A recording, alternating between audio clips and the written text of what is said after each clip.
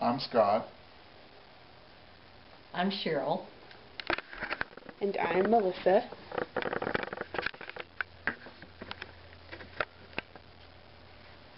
Would you trust the American Academy of Pediatrics, the National Adoption Center, and the American Medical Association to provide sound advice on raising children? Most people would probably consider these associations trustworthy. However, there is one instance in which their recommendations are being ignored. Although all three claim that a child raised by a homosexual couple will be as well adjusted as a child raised by a heterosexual couple, people have fought and continue to fight to keep same-sex couples from adopting. I'm here today to discuss with you the need for quality adoptive homes, how allowing same-sex couples to adopt can help meet this need, and how you can help. I've gathered my information from a variety of sources, including CNN.com, the Los Angeles Times, the U.S. News and World Report, and USA Today. Ensuring that same-sex couples are able to adopt will help meet the need for loving, caring, and stable adoptive homes. Let's begin by looking at the need that currently exists. There are 520,000 children in the foster care system. Of these, 129,000 are eligible for adoption.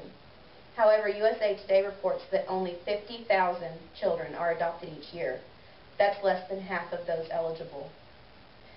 The rest are left to bounce around in the foster care system. David Ambrose of the LA Times recalls his experience as a foster child as very negative. He longed for permanence, and he did not care what type of parent gave it to him as long as they loved him. He was lucky because although he lacked permanence, his experience was better than many children in the foster care system who live in homes that are as bad as the situation from which they were removed. Children currently in foster care are not the only ones at risk.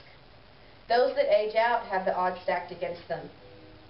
Children that age out, of those, less than 50% graduate from high school, and less than 4% of those go on to college. They face unusually high rates of incarceration, poverty, and homelessness. We must find a way to meet the needs that children have now and to ensure their future success. One way to do this is to let all interested parties apply to adopt a child, including same-sex couples. As I mentioned earlier, a number of agencies interested in the best way to raise a child support adoption by same-sex couples.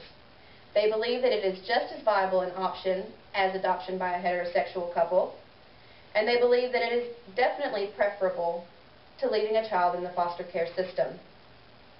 Of course, same-sex couples would have to go through the same rigorous application process as heterosexual couples. This process serves to weed out any unfit parents. Obviously, allowing same-sex couples to adopt does not mean that every child will have a home. But every child that is adopted is a small victory. That is one more child with loving parents, and one more with an increased chance for success in the future.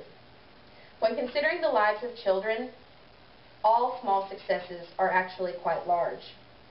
You may be wondering what you can do to help this situation.